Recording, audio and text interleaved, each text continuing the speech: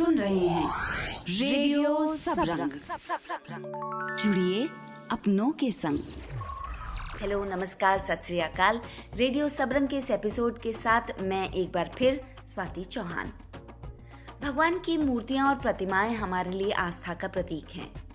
उनमें हम हमेशा से ईश्वर का साक्षात रूप देखते आए हैं।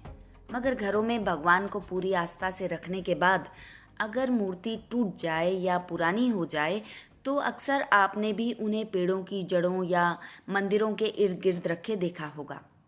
ऐसी मूर्तियों को दोबारा जीवन देने वाली शिखा गुप्ता को इस बार का रेडियो सबरंग का आधार सम्मान दिया गया। तो आइए उनके काम को और बेहतर ढंग से समझते हैं। रेडियो सबरंग, जुड़िए अपनों के संग। नमस्कार दोस्तों, रेडियो सबरंग की ओर से आज आपके साथ मैं हूं अनुराधा श्रीवास्तव। आज मिलिए शिखा गुप्ता से, जिन्होंने सड़कों, पेड़ों की जड़ों या झाड़ियों में पड़ी भगवान की मूर्तियों को फिर से जीवंत करने का कार्य किया है। और वो कोई भी ऐसी चीज़ जो फेंक दी जाती है उसे बेस्ट आउट ऑफ वेस्ट की प्रक्रिया से नई चीज़ें बनाती हैं। तो वेलकम टू रेडियो सबरंग शिखा जी। धन्यवाद अनुराधा जी। आपको ये प्रेरणा कैसे मिली? जब भी मैं अपना स्कूटर से आते जाते जब भी मैं देखती थी कि सड़क के किनारे मूर्तियाँ पड़ी हैं और वो कभी बुरी हालत में होती थी, तो मुझे उनको देख करके हमेशा से लगता था कि इनका कोई कुछ क्यों नहीं कर पा रहा है इनका। तो मुझे लगा, फिर वहाँ से मुझे लगा कि कोई क्यों करेगा, मैं क्यों नहीं। तो मैंने ऐसे ही एक्सपेरिमेंट के लिए एक दिन एक मूर्ति उठाई और मैंने उस पर थोड़ा सा कुछ काम किया। तो वो बहुत अच्छा लगा, मुझे देख करके ही मुझे ही अच्छा लग रहा था। मेरे घर वालों ने मुझे बोला कि नहीं, बहुत अच्छा लग रहा है। इस तरह से मैंने ये काम थोड़ा थोड़ा करके करना शुरू किया। मेरे आसपास की जितनी भी सोसाइटीज़ हैं, पेड़ हैं, मंदिर हैं, उनके किनारे से मूर्तियाँ उठाकर लाती हूँ और उन्हें बहुत और अच्छा कर करके, कभी हाथ टूटा होता है उनका, कभी फेस टूटा होता है, उनको बेहतर करके फिर मेरे जानने वालों को, रिश्तेदारों को या उनको किसी और को भी जिनको चाहिए है, मैं उनको वो मूर्तियाँ दे देती हूँ। बहुत अच्छा काम कर रही हैं आप। अच्छा, आप मूर्तियों को नया जीवन कैसे देती हैं? क्या करती हैं आप उनके साथ? मूर्तियाँ देख करके मुझे ये समझ में आता है कि उनको करना क्या है। अगर वो मिट्टी की बनी हैं तो कई बार उन्हें क्ले से थोड़ा बेटर करना पड़ता है। अगर वो मेटल की बनी हुई हैं तो मुझे बाहर ले जा करके उन्हें ठीक करवाना पड़ता है। तो इस तरह से मैं उनको थोड़ा नया रूप देती हूँ और उनका पेंट करके, स्प्रे पेंट से या फिर एक्रिलिक पेंट से उनको ठीक करके फिर मैं दूसरों को गिफ्ट कर देती हूँ। ऐसी खंडित मूर्तियों को जब आप गिफ्ट करते हो तो कोई कुछ कहता नहीं है? हाँ, बहुत सारे लोग बोलते भी हैं कि ये तो खंडित है। मुझसे मेरे फादर इन लॉ ने ही मुझे बोला कि ये तो मूर्ति खंडित है। मतलब हमारे धर्म के हिसाब से जब मूर्ति खंडित होती है तो उसे पूजा नहीं कर सकते हैं। लेकिन वही रामकृष्ण परमहंस वाली बात मुझे याद आ जाती है कि अगर हमारे घर का कोई बच्चा जिसका हाथ टूट गया हो, पैर टूट गया हो, तो क्या हम उसे घर से बाहर फेंक देते हैं? वो बात मुझे इतनी प्रेरणा देती है और मुझे लगता है कि नहीं, मुझे सारी मूर्तियों को अच्छा करके दूसरों को देना। और यही बात दूसरों को भी मैं समझाती हूँ। तो वो आज तक कभी ऐसा नहीं हुआ कि किसी ने मना किया हो। सब ने मूर्तियाँ रखी हैं और सब खुशी खुशी लेते हैं। इनफैक्ट वेटिंग में रहता है कि कोई अच्छी मूर्ति आए तो मुझे भी देना। दाद देनी पड़ेगी आपकी सोच को। शिखा जी, आप मूर्तियों के अलावा किसी और चीज़ को भी नया रूप देती हैं? जी, जैसे सोसाइटी के आसपास खाली कैंस पड़े रहते हैं या फिर बोतल पड़ी हुई मिलती है मुझे, या फिर समटाइम्स किसी तरह के डब्बे, बहुत अच्छी क्वालिटी के डब्बे पड़े हुए मिलते हैं, तो उनको भी ला करके मेरे जो स्टूडेंट्स हैं, जितने भी अब तक मेरे स्टूडेंट रहे हैं, उन सबको सबसे पहले तो यही बात बोलती हूँ कि कूड़े को सुंदर बनाना ही सबसे बड़ा आर्टिस्ट का काम है। तो ये एक बहुत अच्छी सोच भी है कि आप अपने आसपास का कूड़ा साफ कर रहे हो और एक मतलब सुंदर चीज़ को बना रहे हो। अब आप इसमें आगे कुछ नया करने को सोच रही हैं? नया हर दिन ही नया है, क्योंकि कूड़ा बढ़ता जा रहा है, लोग बाहर छोड़ते जा रहे हैं हर दिन ही। बड़ा प्रोजेक्ट मेरा ये है कि जितने भी अब तक की सारी मूर्तियां हैं, सबको मेरे सोसाइटी के गेट पर या किसी ऐसी जगह पर पूरा पेस्ट करके अच्छा सा बनाऊं, सो दैट वो मास्टरपीस बने, कि आने वाली जनरेशन को एक सबक मिले कि मुझे सड़क पर नहीं फेंकना है। और दूसरी, कोई भी चीज़ बेकार नहीं होती है। अगर आप उसको ब्यूटीफाई करना जानते हो तो कोई भी चीज़ बेकार नहीं होती है। शिखा जी, आपके कमरे में मुझे कुछ विंडो में कुछ चिक लगी दिख रही है, कुछ मूर्ति लगी हुई दिख रही है, और एक वुडन पीस कुछ डेकोरेटिव सा दिख रहा है, और अलमीरा में कुछ अलग तरीके का दिख रहा है। जी बिल्कुल, आपने सही ऑब्जर्व किया कि ये जो चिक वाली बात आपने बोली, जो कि पूरी नहीं खिड़की पर बैठ रही है, अगर आप ध्यान से देखेंगे तो ये ना सड़क पर वही जो चिक वाले बैठते हैं, कई बार वो आंधी से उड़ के कहीं उड़ के आ गया था, तो मैंने उसे उठाया और ये साइड में बस गोट लगा करके इसको कंप्लीट कर दिया। और जो कबर्ड की आप बात कर रहे हैं, कबर्ड के ऊपर ये जो है स्विमिंग पूल से निकले हुए जो चिप्स होते हैं, जो बेसिकली टाइल जैसे होते हैं, जो स्क्वायर पीसीस होते हैं, जिनको मैंने ब्राउन पेंट करके डेकोरेट किया। प्लस ये जो वुडवर्क वाली बात की आपने, ये लकड़ी के पेड़ कट रहे थे, यहीं हमारे सोसाइटी के बाहर ही पेड़ कट रहे थे, तो मैंने उसको बोला कि भैया ये पीस मुझे दे दो। सो ये ले करके आई और उसके बाद इसको डेकोरेट किया मैंने। इसी तरह से कुछ चीज़ें, जैसे पेप्सी के कैंस होते हैं, कई बार कूड़े वाले से मैं मांग लेती हूँ, जो सोसाइटी का कूड़ा वाला है उससे मैं मांग लेती हूँ कि भैया ये इतने सारे कैंस हैं, आप मुझे दे दो। बियर के कैंस होते हैं, उनसे मैंने शो पीसेस बनाए हैं बहुत सारे। कार्टन बॉक्सेस से गिफ्ट रैपिंग हमने बनाया है, जो लड़कियों की शादियाँ, अभी रिसेंटली मेरे एक हैं नोन हैं जिनकी बेटी की शादी है, जिसमें वो सारा डेकोरेटिव पीस हमारा, ये जो कार्टन बॉक्सेस हैं जिनसे डेकोरेट करके हमने उनको गिफ्ट किया है, मतलब वो अपनी बेटी को गिफ्ट करेंगी। फिर ये टिश्यू पेपर जो है, हमारे सारे वेस्ट टिश्यू पेपर हैं, तो टिश्यू पेपर से मेरा बेस्ट क्ले बनता है, क्योंकि जितने वेस्ट टिश्यू पेपर है जो हम फेंक देते हैं, सारे टिश्यू पेपर को पानी में थोड़ी देर भिगो करके, सारे उसका गंदगी हटा करके, फेविकोल ऐड ऑन करके, उससे मैं अपना जो क्ले बनाती हूँ। तो जो मेरी जो मूर्तियाँ हैं, ये जो भगवान की या किसी भी उनकी आइडल्स होते हैं, जो भी मिलते हैं, उनको जो क्ले का मैं काम करती हूँ, बेसिकली मेरा टिश्यू से होता है, और दूसरा फिर मेरा आटा है। तो आटे से भी मैं आटे को फेविकोल के अंदर कुछ नई नई चीज़ों के साथ एक्सपेरिमेंट करके फिर ये जो मैं क्ले क्रिएट करती हूँ, तो वो फिर फेस बनाने में, हाथ बनाने में, फिंगर्स बनाने में जो मेरा काम करता है, जो फाइन क्ले बनता है मेरा, ये टिश्यू और मेरे आटे से मिलकर के बनता है। ये आपने जितनी भी बातें बताई हैं, ये हमारी सोच वहाँ तक पहुँच ही नहीं पा रही है कि आप कैसे करते होंगे ये चीज़। शिखा जी, बहुत अच्छा लगा आपसे मिल करके और बहुत जानकारी मिली हम लोगों को, और आगे कोशिश रहेगी कि हमारी रेडियो सबरंग की टीम मिल करके आपके साथ कुछ काम कर सके। धन्यवाद। आपने मुझे ये मौका दिया कि मैं अपनी चीज़ें दूसरों तक पहुंचा सकूं, और मुझे ये बात आपकी बहुत अच्छी लगी, जो आपने मुझे बोला कि रेडियो सबरंग मेरे साथ कभी काम करेगा। ये बहुत अच्छी बात लगी मुझे, और आई एम श्योर कभी ऐसा बनेगा कि हम सब साथ में मिलकर काम करेंगे और दुनिया को सुंदर बनाएंगे। उम्मीद है आपको भी ये बातचीत पसंद आई होगी। इस अनोखे और अहम काम से आपको भी प्रेरणा मिली होगी। हमारी आज की दूसरी मेहमान एक ऐसी युवा हैं जिन्होंने नौकरी की रट ना लगाकर खुद अपना काम शुरू किया। ऐसा करने वाली प्राची पांडे को इस बार के रेडियो सबरंग का आधार सम्मान दिया गया।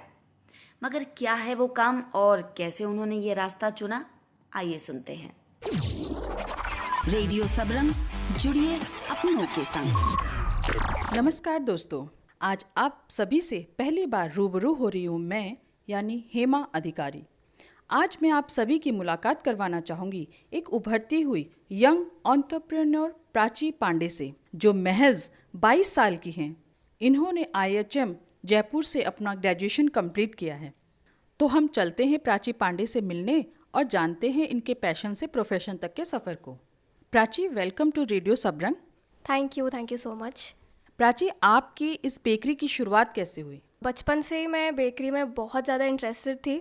ये नहीं था कि मैं बेक करती थी, बचपन से भी मेरा मतलब है कि मैं 9-10 साल की होंगी और मैं शोज़ देखती थी टीवी पे, TLC पे चैनल पे आते थे शोज़, केक बॉस और ये सब।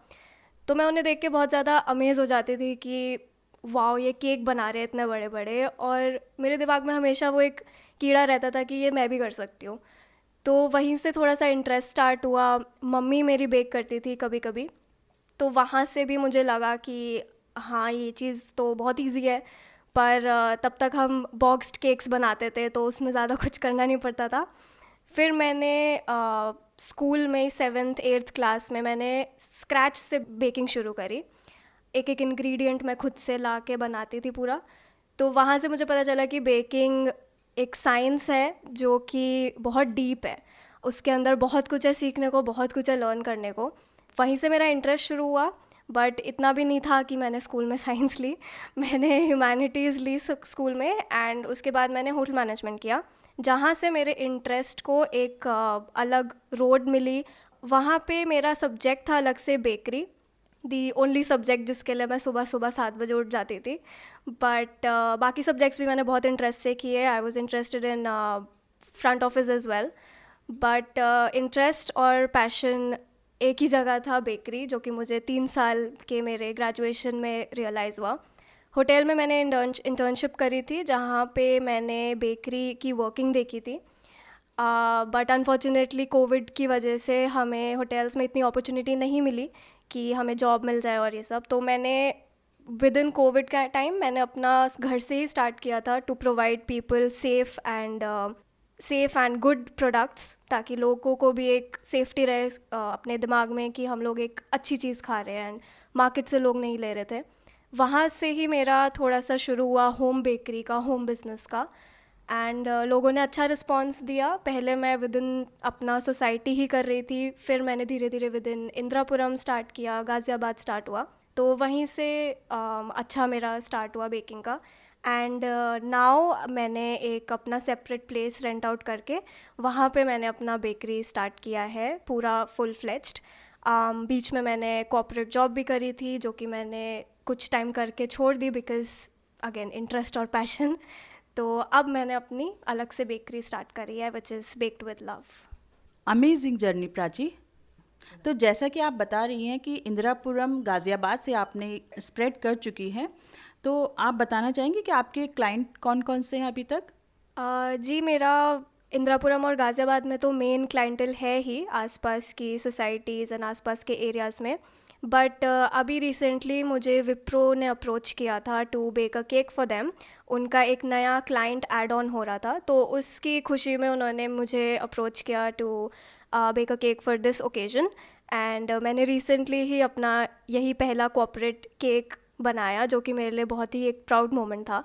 And I am looking forward कि मुझे और ऐसे कॉर्पोरेट और बड़े ऑर्डर्स मिले, क्योंकि मेरा फोटे ही यही है। तो आपकी बेकरी में क्या क्या प्रोडक्ट्स हैं? मेरी बेकरी में मेनली केक्स और कपकेक्स तो है ही, उसके साथ साथ मेरा फोकस ड्राई केक्स में भी है, मफ़िन्स में है। अभी रिसेंटली मैंने पिज़्ज़ा और ब्रेड्स में भी जाना शुरू किया है। और बाकी मैं कोई भी नई चीज़ ट्राई करने के लिए I am always up for it. तो अगर किसी को भी लगता है कि आप ये चीज़ बना सकते हो क्या, you just have to ask. तो आप ये सब अकेले कर रही हैं क्या? यस, फ़िलहाल के लिए मैं सिंगल हैंडेडली सारा काम कर रही हूँ, from baking from scratch to decorating to delivering also. I am thinking soon जब मुझे ज़रूरत पड़ेगी तो मैं लोग ले आऊँगी अपने हेल्प के लिए, लेकिन फ़िलहाल I am doing everything on my own. तो Prachi, baked with love Zomato और स्विगी जैसे प्लेटफॉर्म में भी विजिबल है क्या? फ़िलहाल के लिए तो नहीं, बट वही सून जब मेरा बिज़नेस थोड़ा बड़ा होगा तो आई एम प्लानिंग कि मैं वहाँ पे भी अपना बिज़नेस को डालूँ, ताकि ज़्यादा लोगों को अप्रोचेबल हो और डिलीवरी भी इजी रहे। आपकी फैमिली का इसमें क्या सपोर्ट रहा? आई थिंक जब भी कोई बच्चा अपना खुद का बिज़नेस स्टार्ट करना चाहता है तो सबसे ज़्यादा सपोर्ट उनकी फैमिली ही करती है। तो मेरी फैमिली में मम्मी पापा, दादू दादी, भाई सब लोग हैं जिन्होंने मुझे हर स्टेप में सपोर्ट किया है। From finance to moral support, I have got everything from them and I am really thankful to them. Prachi, आपके आगे के प्लान क्या हैं? शॉर्ट टर्म प्लान तो ये है कि मैं नई रेसिपीज़ और नई variety of bakery products try करना चाहती हूँ और लोगों को ट्राई कराना चाहती हूँ।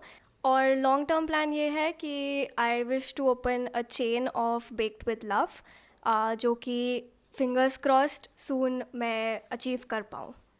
Thank you so much Prachi, radio Sabrang से बात करने के लिए, और आगे के लिए आपको बहुत बहुत शुभकामनाएं। Thank you so much for having me.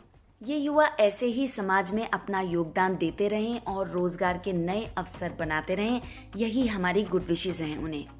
इसके साथ ही आज का ये एपिसोड अब खत्म हुआ। आपको कैसी लगी शिखा और प्राची से ये बातचीत हमें ज़रूर बताइएगा feedback@radiosabran.in पर। फिलहाल मुझे यानी स्वाति चौहान को दीजिए इजाजत। नमस्कार। आप सुन रहे थे रेडियो सबरंग। जुड़िए अपनों के संग।